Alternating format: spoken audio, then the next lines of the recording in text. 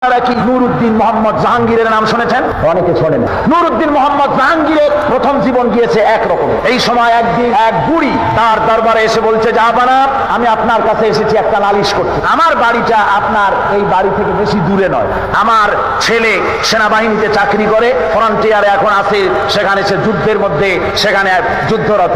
এখন আমার এক সুন্দর পুত্রবধূ ঘরে প্রতিদিন কে যেন এসে আমার বাড়িতে হামলা চালায়, আর আজকে রাতে সে এসে আমার পুত্রবধূর ইজ্জত বোধহয় নষ্ট করবে। সুতরাং আমি আপনার কাছে নালিশ করলাম, হয় আপনি ওই দুর্বৃত্ত থেকে আমার পুত্রবধূর সতীত্বকে হেফাজত করেন, নতুবা আমাকে এই আজকের রাতটা সময় দেন, আমি আমার পুত্রবধূকে নিয়ে আপনার এই রাজ্য থেকে অন্যত্র চলে যাই। জাহাঙ্গীর কোনো কথার জবাব দিচ্ছে না, চুপ করে আছে। মেয়ে লোকটি বুড়ি মানুষ তো রেগে গিয়েছে, বলছে, জাহাঙ্গীর, আমি তোমাকে হতে দেখছি, তুমি যদি আমার পুত্রবধূর সতীত্বের হেফাজতের কোনো দায়িত্ব নাও, তাহলে তোমাকে বলছি, তুমি যে পরকালে বিশ্বাস করো, সেই পরকালে তোমার স্রষ্টার সামনে আমি তোমাকে আসামির কাঠ করায় দাঁড় করাবো। জাহাঙ্গীর তবুও কিছু বললেন।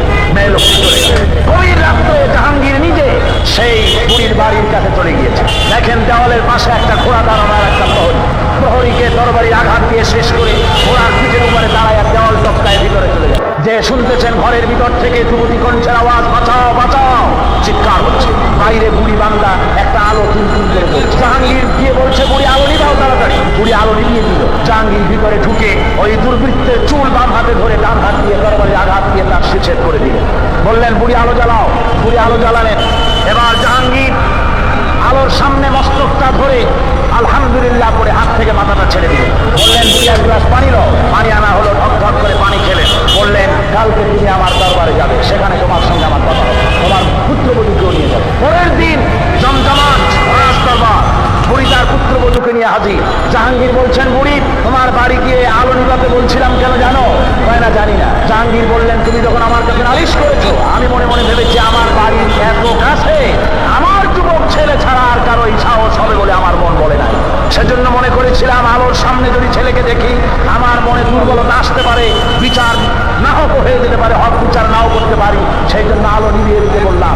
এরপরে তার শিরচ্ছেদ করে আলোর সামনে ধরে দেখলাম যে না, সে আমার ছেলে নয়, আরেকজন।